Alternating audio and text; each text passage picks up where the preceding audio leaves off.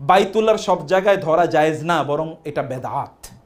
বাইতুল্লাহর কেবল 3 জায়গায় স্পর্শ করা যায়। কয়টা জায়গা? 3টা। রুকনে ইয়ামানি, হাজারে আসওয়াদ এবং মুলতাজাম। কি বলেন তো? রুকনে ইয়ামানি, হাজারে আসওয়াদ, মুলতাজাম। রুকনে ইয়ামানি মানে হচ্ছে ওই যে ইয়েমেনের দিকে যেই পিলারটা, উত্তর মানে দক্ষিণ দিকের পিলার, এই কর্নারের পিলারটা। হাজার আসওয়াদের আগের পিলারটা, যেই পিলার থেকে রব্বানা আতিনা ফিদ দুনিয়া হাসানা পড়তে হয়।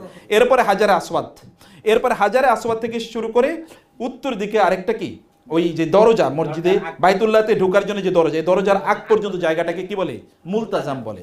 এই 3টা জায়গায় কেবলমাত্র ধরা যায়, আর অন্যান্য জায়গায় ধরলে এটা বেদাত হবে বলে ইবনে আব্বাস রাদিয়াল্লাহু আনহু বলছেন। অর্থাৎ আমরা ওইখানে ধরার, আপনারা অনেক ইমোশনাল হয়ে যাবেন যে আমরা ওইখানে ধরে আসছি, বাইতুল্লাহ ধরছি কাঁদতেছে, বুঝছেন না? বাইতুল্লাহ ধরতেছি কাঁদতেছে, মানে যেমন শাহজালাল মাজারে আজকে ওইখানে গিয়া 2 রাকাত সেজদা দিয়ে আইছি, এটা বইয়া কাঁদতেছে। এর মধ্যে যে মোশরেক হয়ে গেছে সে বুঝে নেই, সে ইমোশনালি কাঁদতেছে।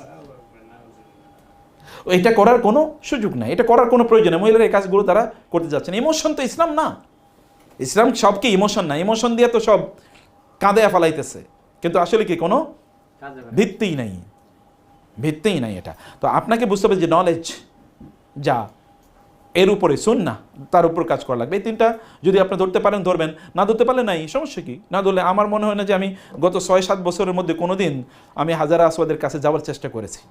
আমি চেষ্টাই করি নাই, কারণ ওইখানে যাইতে গেলে কারোর সাথে ধাক্কাধাক্কি মারামারি করতে হবে। এই মারামারি করা হারাম। হাজারে আসওয়াদ ধরা কি নফল?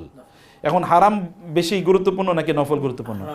হারাম অ্যাভয়েড করা সবচেয়ে বেশি গুরুত্বপূর্ণ, আর নফল করলে কি আর না করলেই কি?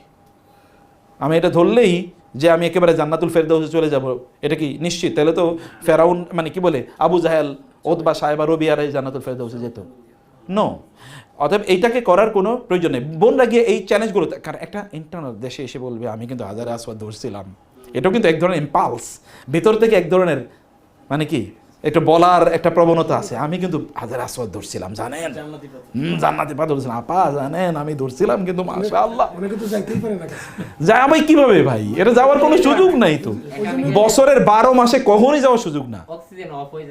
হ্যাঁ, কোনো অবস্থায় যাওয়ার সুযোগ না। আপনি ওইখানে গেলে আপনার দম বন্ধ হয়ে মরে যেতে পারেন, আপনি এমন একটা অবস্থা হতে পারে। তো আপনি কেন সেখানে যাবেন? রাসূলুল্লাহ সাল্লাল্লাহু আলাইহি ওয়াসাল্লাম ওমর রাদিয়াল্লাহু আনহুকে বলেছেন তুমি ওখানে যাও না, লা তুযুল মুমিন, মুমিনদেরকে কষ্ট দিও না, কারণ তুমি অনেক শক্তিশালী, অন্যরা দুর্বল, তুমি গুতা দিবে, অন্যরা ব্যথা পাবে। মুসলমানদেরকে গুতা দেয়া হারাম, আর পুরুষরা অন্য নারীদের গায়ের সাথে লাগা কি হারাম।